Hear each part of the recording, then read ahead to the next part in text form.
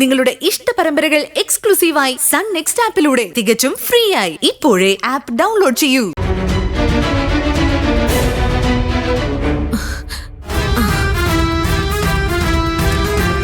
കൊള്ളാം.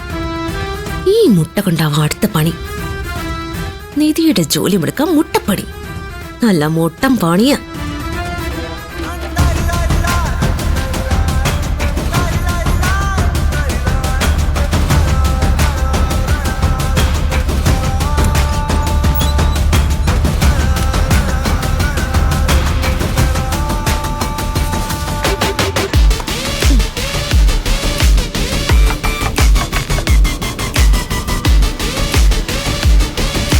ഇവിടെ ഇരിക്കട്ടെ.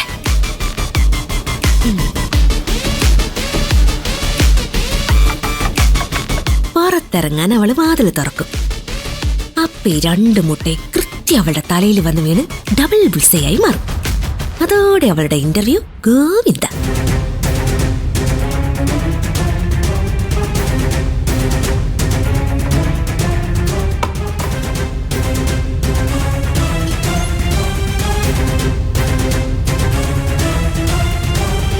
മുട്ടയുടെ നാറ്റം മാറണമെങ്കിൽ അവൾ കുറേ കഷ്ടപ്പെടും. അതെനിക്ക് കണ്ടാസ്വദിക്കണം.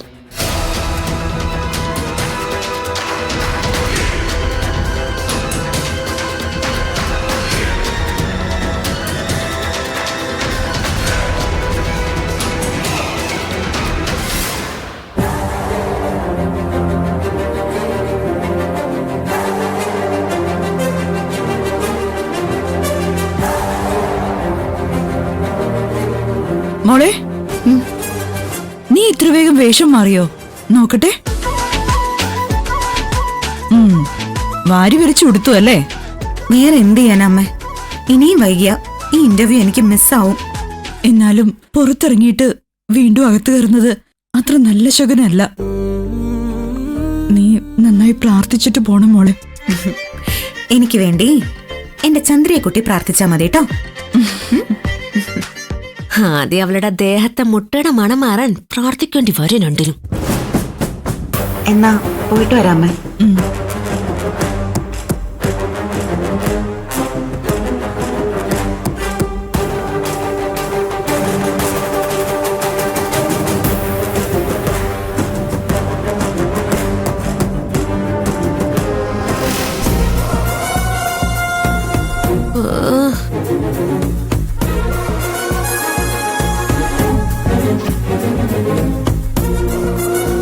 എന്താ മോളെ, എന്തെങ്കിലും മറന്നോ? ഇല്ലമ്മേ. പിന്നെന്താ നോക്കുന്നേ?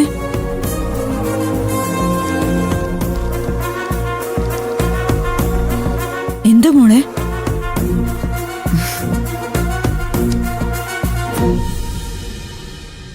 നീ എന്താ ഈ കാണിക്കുന്നേ? അമ്മ മിണ്ടല്ലേ, ഞാനൊരു സൂത്രം കാണിച്ചു തരാം.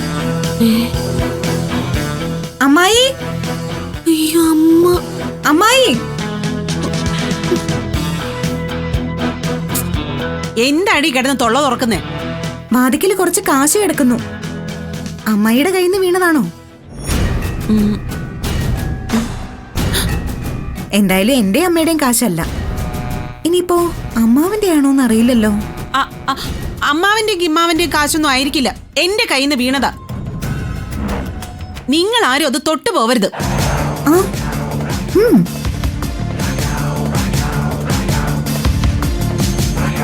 അയ്യോ,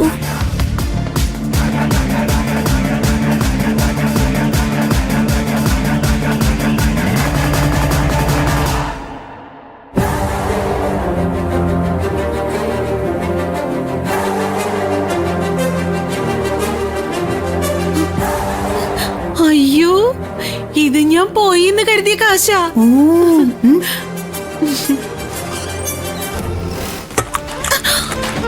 അയ്യോ.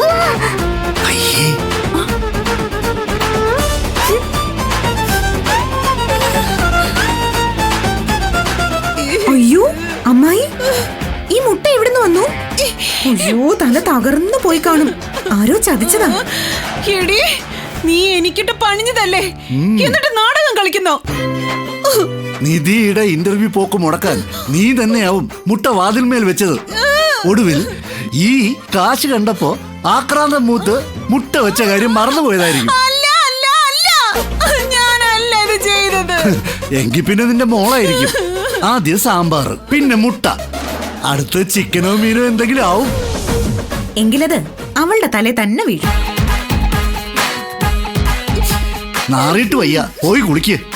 അതെ, തലേന്ന് മുട്ട വടിച്ചെടുത്താലേ ഒരു തോരൻ വെച്ച് ശിവാനിക്ക് കൊടുക്കാം. നിനക്ക് വെച്ചിട്ടുണ്ടടി ഞാൻ. അങ്ങോട്ട് എന്നാ പിന്നെ വൈകണ്ട, മോള് ചെല്ല്. ശരി അമ്മാവാ. ശരി മോളെ. ശരി അമ്മ.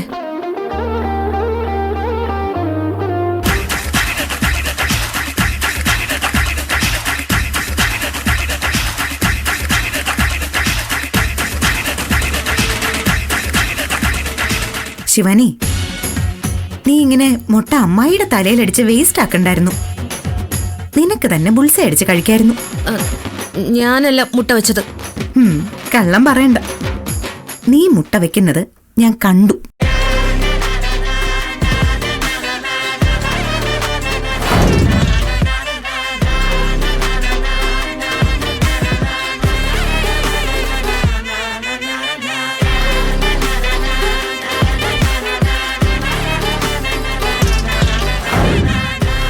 ദേഹത്ത് സാമ്പാർ ഒഴിച്ചതും പോരാഞ്ഞ് എന്നെ ദ്രോഹിക്കാൻ അടുത്ത അടവും കൊണ്ട് ഇറങ്ങിയിരിക്കാം.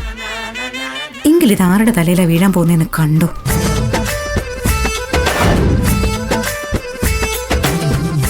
ഇപ്പൊ നീ കണ്ടില്ലേ, നീ എനിക്ക് വെച്ച പണി കൃത്യമായി നിന്റെ അമ്മയുടെ തലയിൽ വീണ് പൊട്ടിയത്. ജീവിതം ഇങ്ങനെയാ. നീ എന്നെ ചതിക്കാൻ നോക്കിയാ ദൈവം നിന്നെ ചതിക്കും. ഇങ്ങനെ മറ്റുള്ളവരെ ദ്രോഹിക്കണമെന്ന് ചിന്തിക്കാതെ ജീവിതത്തിൽ നിനക്കെങ്ങനെ ഉയരാൻ പറ്റുമെന്ന് ആലോചിക്ക.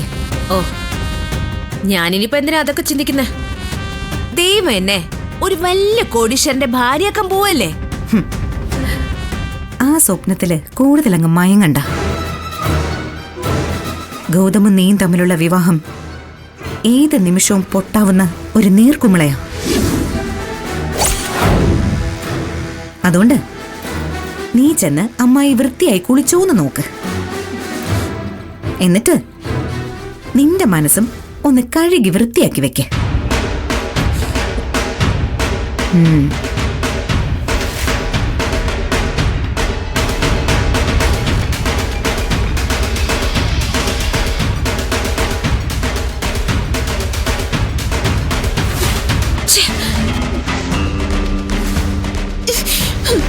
എടി,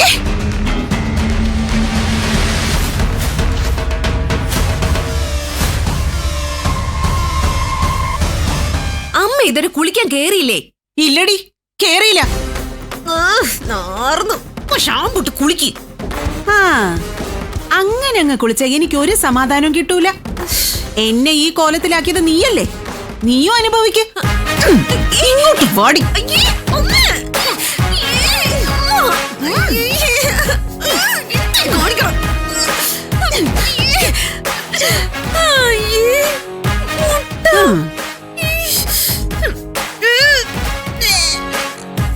ആ, ഇപ്പൊ നിന്നെ നാർന്നു. നീയും പോയി കുളിക്ക്. അമ്മ ഇന്ന് കുളിക്കണ്ടെന്ന് വിചാരിച്ചതാ. ഇനി കുളിക്കാതെ എങ്ങനെ പുറത്തിറങ്ങും?